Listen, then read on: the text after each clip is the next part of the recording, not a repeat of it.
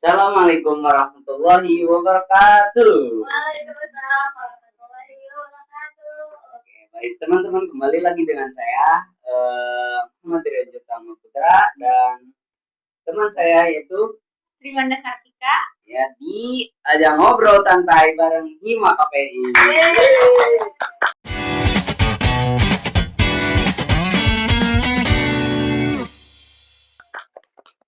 Ya baik, di sini kita kedatangan salah satu tamu ya. Nah, yang dimana dari latar belakang ini adalah salah satu mahasiswi yang sangat aktif dari YIN Laroiba semester 6. Nah, dan dimana salah satu instansi pemerintah yang ia ikuti adalah sebagai Kesra Desra Waringin Jaya. Dan yang jelas di kampus saja dia sudah aktif, mulai dari BEM, Hima, Duta, terus apa lagi kita? Dan lain-lainnya. Mungkin boleh diperkenalkan terlebih dahulu. Kenalan ke mana? Ke kamera. Halo, aku Indigo Sirahasri Aprili, mahasiswi dari KPI Institut Agama Islam Nasional Laroiba. Saat ini semester 6 dan saat ini kegiatannya organisasi, kuliah, juga kerja, juga freelance. Itu aja sih. Kalau kenal mau lebih lanjut boleh nanti nomor WhatsApp ada di bawah sini. Iya, itu dia. Nah, mungkin selanjutnya Kak, saya sedikit ada pertanyaan terkait beberapa salah satu keaktifan seorang Indi Gustira ini, apakah dia itu apa multitasking berarti ya, sebutnya multitasking. Nah, terus apakah dengan kemultitaskingannya itu kakak bisa bagaimana cara bisa seperti itulah bisa menjalani hal itu ya itu dan banyaknya organisasi terus membagi waktunya terus mulai dari pekerjaan organisasi yang dimana pasti ada salah satu waktu yang pasti bentrok dong itu nah, mungkin dari situ gitu bagaimana cara memanage waktu. Jadi apa dulu nih pertanyaan pertama nih? Mungkin gini dulu kan, dijelasin dulu apa kegiatan kakak di kesehariannya di selama atau selama 1 minggunya dulu. Oke, nah, terus baru bagaimana kakak memanage dalam 1 minggu itu bisa tertambah dengan apa? Oke, dalam 1 minggu ini ya, 1 minggu ini, misalnya dalam 1 minggu rangkaian kegiatanku ya biasanya ya kerja ya dari Senin sampai Jumat pastinya kerja itu ya 8 jam normalnya pulang jam 4 biasanya setelah kerja ini langsung ke kampus karena suka ada offline kan ke kampus kalau nggak ke kampus yang ngerjain tugas yang hari itu ada tugas nih dari dosen gitu itu aja sih sampai malam malam tidur bangun lagi ya kerja lagi udah sehari kayak gitu biasanya kalau di Sabtu Minggu entah freelance ya ngerias juga atau organisasi juga di sama organisasi udah sih 1 minggu terus paling 1 minggu dipakai juga untuk self reward lah ya maksudnya ngopi-ngopi gitu jadi nggak yang serius-serius banget sih dalam 1 minggu ini masih ada waktu untuk ngopi gitu kalau dibilang multitasking juga enggak ya maksudnya banyak banget di zaman sekarang orang teman-teman kalian atau kalian bahkan sendiri juga menjalani itu sebenarnya gitu cuman kita hanya berusaha untuk mengisi waktu biar nggak kosong banget gitu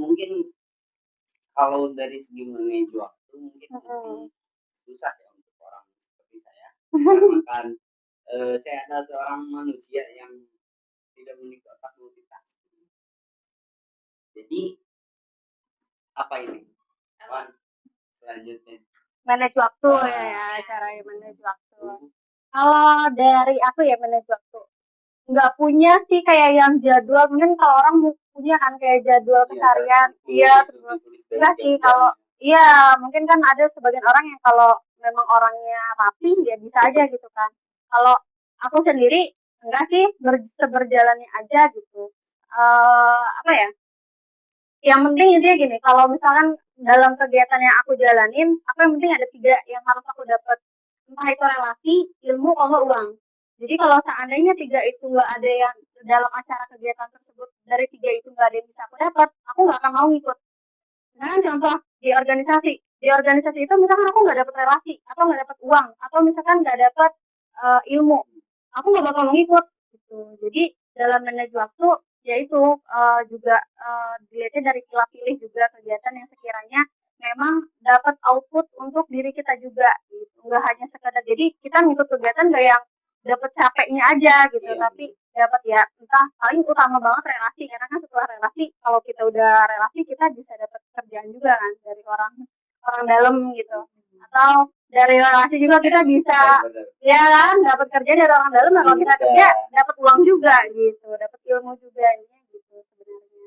Jadi nggak ada yang terstruktur harus hari ini gini-gini nih, nggak, semuanya dijalanin aja dan meluangkan waktu gitu ya, bukannya bukannya apa ya, bukannya yang sok sibuk tapi sedikit meluangkan waktu gitu, biar semuanya bisa kebagian.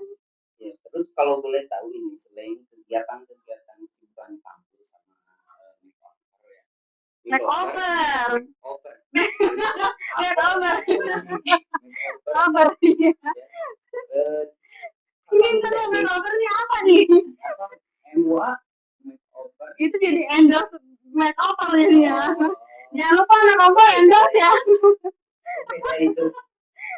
Jadi yang tadi freelance, selain freelance sama berorganisasi kan apa masuk ke apa tadi Kesra. Iya. Kalau belum tahu Kesra itu apa di desa Waringin Jaya? Iya, di desa Waringin Jaya. Iya itu. Boleh. Ya, kalau Kesra itu kan singkatan dari kesejahteraan rakyat ya. Dan Kesra ini nggak hanya satu di desa, tapi ada 3 orang dan bidangnya beda-beda. Ada di bidang bagian sosial, ada di bidang bagian kesehatan, ada di bidang bagian kayak bansos gitu. Nah, kebetulan saya sendiri di bidang kesehatannya, di bagian kesehatan di posyandu, terkait tentang kesehatan di mana bayi, balita, bumi, lansia, terkait itu data-data yang ada di desa Waringin Jaya. Tapi nggak hanya terpaku itu sih, terkadang juga bantu kayak mengajukan bantuan sosial gitu juga masih ikut serta gitu. Jadi kegiatan di desa sebenarnya nggak yang kerja aku tuh nggak yang capek banget gitu, tapi karena mungkin basicnya juga basic sosial ya, jadi mengerjakan hal itu kayak ya udah kayak sambil membantu orang aja gitu, iya gitu. Kadang suka kayak posyandu dengan cerita orang tua kayak bu anak saya gini gini gini gini, ya udah bukan ngerasa lagi kerja tapi lagi ngerasa kayak sebagai partner, teman cerita gitu loh, teman curhat gitu. Itu aja sih, jadi nggak berasa capek gitu. Loker, boleh. Pindah dulu KTP kakaknya di Waringin Jaya ya. Mungkin dari menjadi Kesra gitu ya. Menjadi seorang mahasiswa organisasi terus sibuk di apa di desa Waringin Jaya sebagai Kesra, terus dengan apa tadi jadi BEM duta dan lain-lainnya, apakah apa salah satu pencapaian kakak di semua organisasi tersebut? Pencapaian ya. Kadang kalau ditanya pencapaian, aku juga masih mempertanyakan diriku ya. Kalau orang bilang berproses gitu ya, tapi kadang pernah mempertanyakan kayak kita berproses ini sampai kapan ya? Hasilnya kapan gitu kan? Jadi kalau ditanya pencapaian, kalau buat diriku belum ada yang ngerasa kayak oh ini udah pencapaian besar nih, nggak ada. Goals belum gitu, karena ngerasanya kayak oh ini masih berproses gitu, entah kapan hasilnya nggak tahu juga gitu ya, mudah-mudahan nggak hanya dapat capainya aja gitu, tapi yang satu yang bikin semangat ngerasanya gini aja, hidup itu kan ibadah ya, maksudnya kita hidup di dunia ini ibadah. Nah, aku ngerasa ibadah itu adalah sebuah proses gitu. Nah, sebuah proses yang baik juga adalah salah satu dari ibadah gitu. Ya mungkin hasilnya ya setelah nanti kita mati gitu kan, nah, hasilnya gitu. Oh ibadah nggak untuk kita masuk surga nggak hanya terkait sholat puasa gitu, tapi dengan kita membantu orang lain dengan sesama manusia itu juga bisa mendapatkan kebaikan di dunia gitu, menurutku gitu ya. Terus apa lagi sih tadi lupa ya? Dari goals tersebut itu Habis itu loh. Menurut apa ya? Apa ya ini. Jadi dari goals tersebut sebenarnya saya pernah lihat nih ada sebagian organisasi di mana organisasi dia adu argumentasi lah, Ah, saling berargumen bahwa berorganisasi itu penting. Nah, dan menurut yang tidak berorganisasi itu sangat tidak penting karena dari pengalaman terus apalagi gitu. Nah itu dia banyak bisa didapat dari luar organisasi. Nah menurut kakak seberapa penting organisasi tersebut itu di instansi kampus atau di luar kampus? Seberapa penting menurut kakak? Menurutku ya, kalau menurutku itu penting, tapi tetap penting cari duit juga gitu. Jadi makanya balance kan antara organisasi atau cari uang juga harus balance gitu. Tapi nggak bisa disamaratakan ke semua orang kalau organisasi itu penting gitu. Kan setiap orang mungkin apa ya, bisa mendapatkan tempat belajarnya masing-masing. Nggak harus di organisasi. Mereka di tempat kerja pun bisa kok sambil mengembangkan diri mereka gitu. Mereka di kuliah hanya kuliah atau juga bisa kok mengembangkan diri mereka. Jadi balik lagi ke diri mereka sebenarnya gitu. Mereka mau memanfaatkan kesempatan itu atau enggak gitu. Malah aku sedikit cerita ya, back story ya.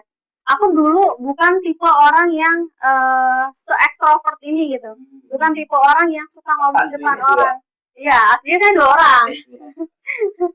Iya. Extrovert itu awalnya. Iya, awalnya introvert, Pak. Bahkan dulu panggilan julukannya adalah Unyil. Unyil itu kenapa dipanggil Unyil? Iya, karena badannya kecil. Kecil, pendek. Gak percaya kan kalian ya? Udah kecil, pendek, hitam. Kecil, pendek, hitam, terus pemalu. Jadi benar-benar yang kalau dibilang, tapi dulu nggak ngerasa dibully sih ya. Dulu tuh benar-benar yang dikucilkan. Tapi sekarang udah teman gue kayak lewat Facebook gitu, kayak minta maaf dulu pernah ngebully. Tapi dulu ngerasanya nggak dibully, ngerasanya kayak sedih aja gitu ya, anak kecil kan sedih. Jadi dulu hanya karena pernah di titik terendah, terus jadinya kayak punya semangat kayak kayaknya gue nggak bisa nih hanya mengandalkan orang lain gitu loh. Jadi akhirnya pengen sibuk biar fokusnya teralihkan gitu, biar nggak fokus ke sedih, biar ngerasa punya temen gitu kan. Karena dengan kita sibuk, dengan kita organisasi, kita kerja, kita fokusnya yang lain-lain, kita jadinya kayak ya teralihkan, nggak yang terlalu sedih gitu. Jadi berawal dari situ, mulai extrovert, mulai memberanikan diri, mulai percaya diri gitu. Awalnya mah nggak banget gitu. Ya Wanda bagaimana terkait organisasi? Wanda ada satu anggota ya. Oke, mungkin mau tanya sih kayak kakak bermotivasi untuk mengupgrade diri dari segi organisasi, dari segi pikiran segala macamnya, itu kira-kira mulai dari kapan? Oke, mulai dari awalnya cerita nolnya, aku tuh dari keluarga broken home. Jadi awalnya itu karena orang tua aku pisah ya, maksudnya akhirnya aku tinggal sama nenek di kampung. Yaudah berawal dari situ sih sebenarnya. Dari kampung situ aku tinggal di Banten dulu, di Rangkas Bitung. Sama kita. Iya, terus udah. Iya, Rangkas Bitung di kampung sampainya deket Pandeglang pokoknya. Nah dari situ sebenarnya mulainya kayak ngerasa nggak anak kecil dulu nggak terlalu ngerti sih emosi gitu kan, nggak terlalu ngerti apa itu emosi, tapi ngerasanya cuma kayak sedih, ngerasa sendiri, ngerasa nggak ada orang yang pengen kita gitu. Jadi sebenarnya berawal dari situ motivasinya.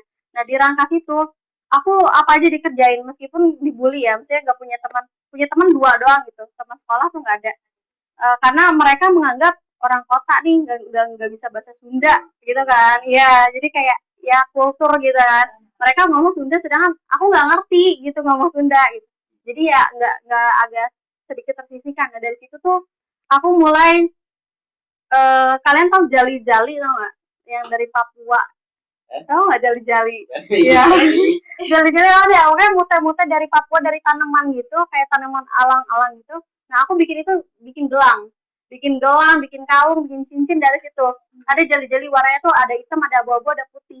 Nah dijual, karena ngerasa kayak ya udah itu kesibukan dan lumayan untuk jajan gitu kan. Dijual itu bisa 2 kayak gelang tuh gope dapat 2 gitu. Udah jual aja gitu.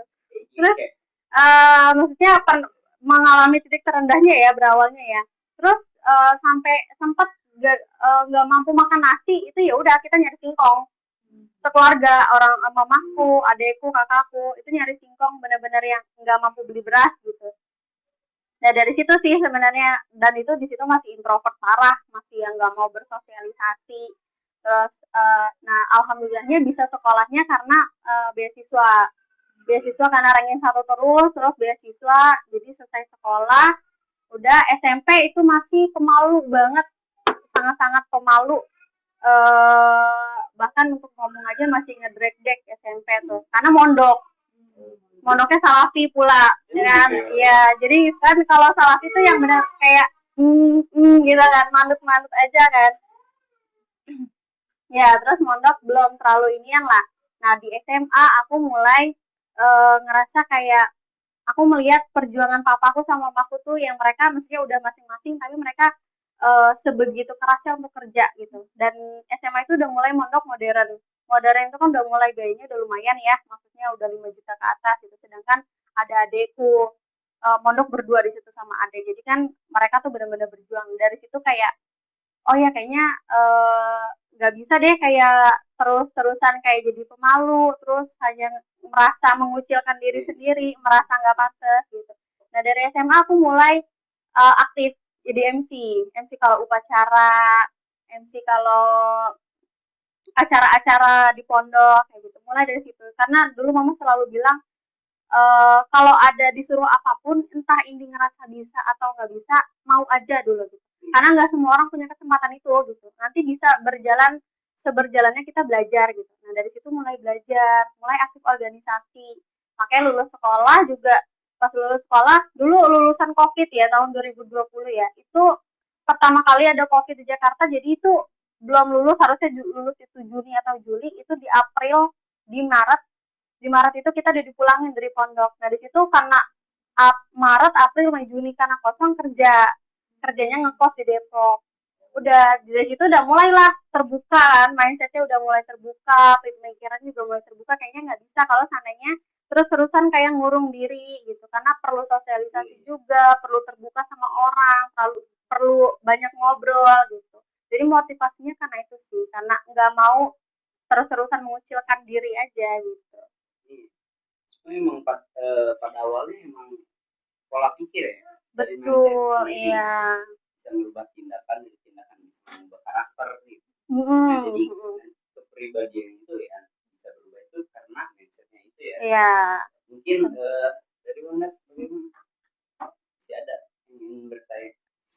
Kalau kalian sendiri deh, aku nanya boleh gak? Boleh ya? Hostnya. Oh, ya. Nanti jadi berubah dong. Berarti kita yang dapat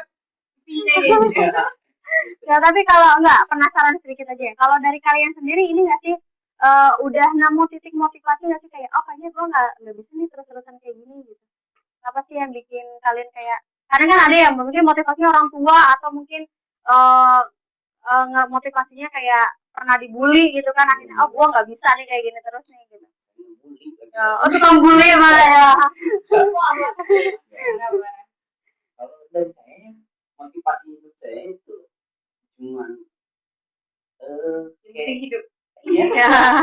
Yang penting seru. yang penting berjalan aja gitu. Tanpa ada target. Jadi meskipun penting ya target ada gitu. Tapi saya masih ada kakak dua. Jadi bapak kakak saya dulu aja, saya komedian dulu aja. Kalau Anda gimana? Lebih ke berusaha buat karena kan gimana cewek tuh kalau misalnya nggak sibuk dia selalu bertengkar dengan pikirannya disibukkan dengan perasaan-perasaannya ya. Betul, entah itu tinggi segala macamnya gitu. Makanya sekarang juga emang kita pas masuk kuliah lagi berusaha buat kayak oke sibukin diri aja, dan toh ini juga lagi masa kuliah yang dimana harus dimanfaatkan. Iya, kan kalau udah nggak kuliah mah kita nggak bisa nih nemu masa organisasi. Iya, kesempatannya beda lagi. Seru ya kayaknya kalau asik sana sini. Saya mau sih. Boleh tapi daftar tapi ini. enak Iya, gitu ya. capeknya tuh bikin lagi gitu ya. Soalnya kalau misalnya satu hari aja libur kayak kok ini Malah lebih nggak nyaman, lebih nggak enak lagi gitu. badan juga capeknya tuh lebih kayak 5 kali Iya, lipat. jauh lebih capek malah kalau diem aja. Mungkin dari pandangan kakak tersebut, pandangan kakak terkait multitasking itu apa sih? Multitasking ya. Multitasking menurut kakak itu apa sih sebenarnya? Apakah multitasking itu orang yang bisa memperkerjakan suatu kerjaan dengan bersamaan, atau orang yang bisa memanage suatu pekerjaan gitu, atau bagaimana? Kalau menurutku multitasking itu nggak hanya bisa mengerjakan berbagai hal secara berbarengan, tapi bisa menyelesaikan hal-hal yang udah kita jalani itu dengan baik. Kalau kata dosen saya, Bu Lutfi, halo Bu Lutfi. Kata Bu Lutfi itu mahasiswa yang baik itu mahasiswa yang menyelesaikan kuliahnya dengan baik. Itu mahasiswa. Kalau saya juga mungkin karyawan yang baik, yaitu menyelesaikan pekerjaan saya dengan baik. Gitu. Begitu juga di organisasi gitu. Jadi multitasking itu nggak hanya yang kita megang ini, megang itu, megang segala macam, tapi nggak kepegang dengan baik gitu, dan nggak terjalankan dengan baik juga gitu. Jadi tergantung kapasitas diri kita gitu. Kalau memang kita merasanya cukup dengan 2 kegiatan, ya nggak apa, itu juga termasuk multitasking kok gitu. Nggak yang harus dengan berbagai hal, tapi yang penting bisa terselesaikan dengan baik. Bagus berarti ya, kalau seperti itu. Jadi banyak orang yang mengartikan bahwa multitasking itu kayak gini, orang yang misalnya saya lagi masak nih, Iya, sambil iya. nyuci, itu kan multitasking menurut orang-orang ya. Padahal sebenarnya ada kecacatan berpikir di situ. Ini jadi formal banget. Itu Ya. mungkin multitaskingnya ibu-ibu rumah tangga ya. Yang penting kan terselesai, masaknya selesai, nyucinya selesai. Gitu. Kecuali kalau masaknya sampai gosong baru gitu kan. Emang semua tapi emang berapa orang dari mindset juga sih ya, pikir juga ya. Seperti tadi, kalau nggak ditekan dulu ya kita nggak bakal bisa berkembang. Iya. Emang harus ada tekanan terlebih dahulu. Wah, bagaimana? Oke, mungkin kan ada kesibukan lain kakak yaitu jadi MUA ya. Bukan makeover ya. Takut dikirimin setruk soalnya kalau nyebut-nyebut makeover. MUA. Iya, MUA ya. Oh beda itu. Iya, beda. Beda. Makeover itu produk make up. Oh. Ya, masuk. Nggak apa-apa. Oke, mungkin kayak gimana tuh awalnya kakak bisa termotivasi buat jadi MUA, dan gimana cara kakak berawal mempromosikan hasil yang sudah kayak misal apa? Karena kan sebelum jadi MUA tuh harus latihan dulu ya. Nah, gitu. Bagaimana kakak pas udah pelatihan tuh kakak mempromosikan make up kakak gitu ke orang-orang. Oke. Kalau MUA ya alhamdulillah ya. Meskipun belum bisa dibilang sebagai MUA yang apa ya terbangnya udah jauh gitu. Tapi alhamdulillah maksudnya dengan freelance ini juga terbantu gitu. Berawal dari MUA itu karena otodidak. Karena apa ya, suka aja, bukan nggak suka makeup sih sebenarnya. Kalau dibandingin aku makeupin orang sama makeup sendiri, aku lebih suka makeupin orang. Iya, kalau makeup sendiri kayak ya udah salah kadarnya ya, cuma paling kayak apa blush on kayak gitu doang kan. Berawal itu karena mamaku juga MUA. Dari TK mamaku tuh selalu jadiin aku model. Karena mamaku dari aku TK tuh udah mulai belajar. Nah dari situ mulai tertarik, oh iya mama bisa make up, akhirnya suka ikut-ikut. Dari situ udah mulai suka make up. Nah terus setelah lulus sekolah, jadi pas mondok itu suka disuruh make upin teman-teman kalau lagi ada pentas seni, lagi acara-acara nari ya kayak gitu-gitu suruh make upin. Kalau lagi pas di pondok. Lulus sekolah karena mau MUA jadi suka ikut-ikut lah, mulai dari Pagar Ayu, mulai dari anak-anak wisuda dari situ. Nah terus setelahnya karena ngerasa di zaman sekarang kalau nggak ada sertifikat ya, kita nggak ada bukti kalau kita tuh benar-benar the real MUA, itu kurang dipercaya lah, maksudnya maksudnya kayak kredibilitasnya tuh diragukan gitu. Benar. Iya, akhirnya aku ngambil ini apa namanya, bukan sekolah ya, dari Kementerian Kementerian Pendidikan dan Budaya, ada di Citerap. Ya, ada dia mengadakan program gitu, pelatihan make up. Jadi sertifikatnya tuh sertifikasi kalau aku tuh MUA gitu. Itu 3 bulan, itu di Citerap, ada bolak-balik. Itu ya belajar, terus ada ujiannya juga gitu. Lulus apa enggak ujiannya? Kalau nggak lulus ya kita nggak dapet sertifikasi. Oh, ada kelasnya itu 3 bulan. Selama 3 bulan itu kita datang Senin sampai Jumat. Susah ya. Iya, Senin sampai Jumat. Nah, nanti setelah 3 bulan kita ada ujiannya. Ujian benar-benar gimana, dan salah satunya ketua hingga kalian ya. Jadi model pengantinnya ya. Oh, jadi saya tahu ini. dia jadi pengantin laki-laki. Jadi ujiannya itu seakan-akan saya MUA yang lagi ini orangnya ada di balik layar. Saya sebagai MUA yang benar-benar melayani pengantin cewek dan laki-laki, cewek dan cowok gitu. Dan itu ada sertifikasinya kalau seandainya lulus dan dinilai. Bahkan dia juga ngerasain berdiri di depan penguji, dinilai. Ini dia ngerasain gitu kan. Ya dari situ udah sertifikasi keluar, dan nggak hanya sertifikasi nggak cukup gitu. Aku ikut seminar gali MUA, gali makeup artist, terus Belva, Ivan Belva, itu aku ikut seminar gitu di Jakarta, di Depok gitu, untuk dapat sertifikat. Siapa Belva? Ivan Belva itu MUA, nanti bisa dilihat Instagramnya.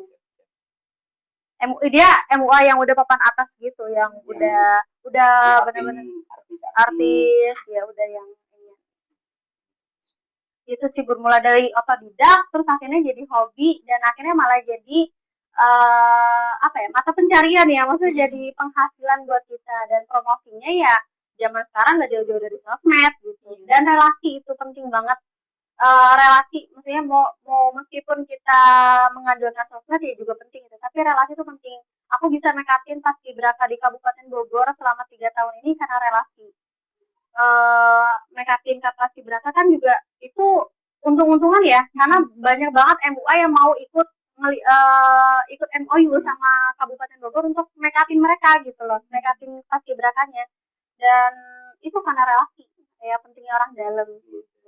Pentingnya Iya, pentingnya. Benar. Tapi emang pengantin cowok di make up juga ya? Iya, bedak. Itu kalau dirapihin di make up. Kan bedak itu termasuk dari make up. Emang Ya yang penting kelihatan seger. Jadi Bedak paling sama alisnya dirapihin. Kalau seandainya dia terlalu tipis ya bisa pakai maskara gitu kan, tapi nggak yang sampai tebal. Sama pakai lip gloss biar bibirnya nggak terlalu yang pucet ya, fresh. Ya, biar di kamera tuh nggak buruk banget. Iya. Nggak jomplang banget. Ini kayak lagi ini ya, nyindir gitu. Kalau terpilih Ini kayak kebanyakan ada, kalau bukan MUA sih, lebih ke orang yang nikahan di kampung tuh kebanyakan cowoknya tuh nggak diapa-apain. Natural, bener-bener natural. kelihatan banget gemeknya ya. Kelihatan maaf ya. gitu. Apalagi kalau semisal si cowok itu belum cukur rambut kan ya. gimana nggak kecil banget ya.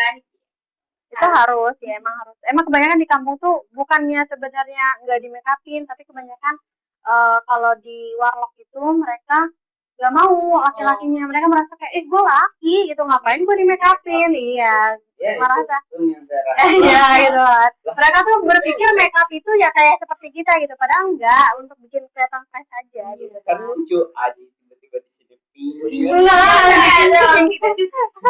Kadang gue sebagai itu juga kan nggak mungkin dengan kulit yang agak sedikit gelap ini pakai apinya. Pakai apinya. Takutnya jadi orang doang gitu. Kayak lembang. Jadi di sini temanya kan closing house ya. Iya. Kalau dari make up bukan apa tadi MUA make upper make up artis. Orang kan sebutnya biarnya make up artis gitu, sebenarnya artis MUA ya. Jadi sama makeover itu beda berarti. Beda ya. Masih dibahas ya makeover ya, beda. Bisa kepikiran makeover dari Makeover apa ya? Asbun. Iya mungkin itu yang bisa kita tanyakan ya, kayak terkait tadi mungkin dari pengertian multitasking yang kakak paparkan tadi ceritakan itu mungkin sangat berarti lah gitu. Karena banyak orang-orang yang mengartikan multitasking itu seperti tadi gitu, yang sedang masak yang penting beres lah ada tekanan gitu. Padahal ya multitasking itu pertama kalinya ya emang dari pola pikir orang tersebut juga ya, dimana ya adanya tekanan gitu semakin cepat pula dia untuk berkembang. Iya. Kadang emang patah hati tuh jadi dorongan patah terkuat. hati Iya. ya. Patah hati tuh bener-bener yang bikin kita semangat banget buat upgrade gitu. Makanya patah hati dulu ya. Ini juga udah Udah ngerasain, udah. saya langsung semua Balas dendam ya. balas dendam. Itu Iya. biar nggak terus overthinking kita harus cari. Tapi emang moto terbaik itu, balas dendam terbaik itu adalah menjadikan diri kita menjadi lebih baik. Itu balas dendam terbaik ya. Kalau yang aku terapkan. Jadi saya tumbuh lebih baik, bukan Cari panggilanmu ya. Ini ada self reward. Itu aja mungkin ya. Oke, bentar dulu. Mungkin sebelum closing, kira-kira ada kata-kata atau kata-kata motivasi buat terutama untuk saya. kamu untuk host di sini atau buat sekalian buat yang penonton yang mendengarkan. Nggak banyak kata-kata ya, karena aku juga belum tentu lebih baik dibandingkan kalian gitu. Kalian juga maksudnya punya visi misi, punya moto hidup yang berbeda-beda, punya latar belakang yang berbeda-beda, jadi nggak bisa disamakan dengan aku yang seperti ini gitu. Cuman yang satu yang aku harapkan ke kalian semua adalah nikmati proses itu dengan baik gitu, dan kesempatan, karena kadang kalau kita mau, bukan antara kita mau atau nggak mau, tapi kita mau memanfaatkan kesempatan itu gitu. Kalau kita males, maksudnya meskipun kita mau tapi nggak ada kesempatannya pun percuma, nggak ada jalan gitu. Kalau kita males terus ada kesempatan juga nggak akan jalan. Jadi intinya ya itu, nikmatin proses dengan baik, karena dengan kita nikmatin proses ya, kadang rasanya kayak nggak ada capeknya hidup gitu. Jadi jauh dari putus asa, takutnya tiba-tiba loncat ke kali gitu kan. Iya. Karena sambil ngerokok gitu, ngerasa hidup berat banget gitu. Apa ini hidup gitu. Ya, mungkin dari tadi ya. Dari tadi betul. Sangat menarik pembahasan tadi. Karena waktunya sangat mepet ya, mungkin dari berbagai hal ya. Saya tidak bisa lama-lama closing gimana? Ya. Jadi mungkin dari obrolan santai tadi kita bisa mengambil bahwa sebenarnya kesempatan itu bukan ditunggu loh, tapi kesempatan itu dicari. Gitu. Ya. Mungkin itu saja ya teman-teman yang bisa saya obrolkan pada hari ini. Mungkin teman-teman di sana semoga sehat selalu dan menemukan kesempatannya tepat pada waktunya. Kurang lebihnya mohon maaf. Wabillahi taufiq wal hidayah. Wassalamualaikum warahmatullahi wabarakatuh.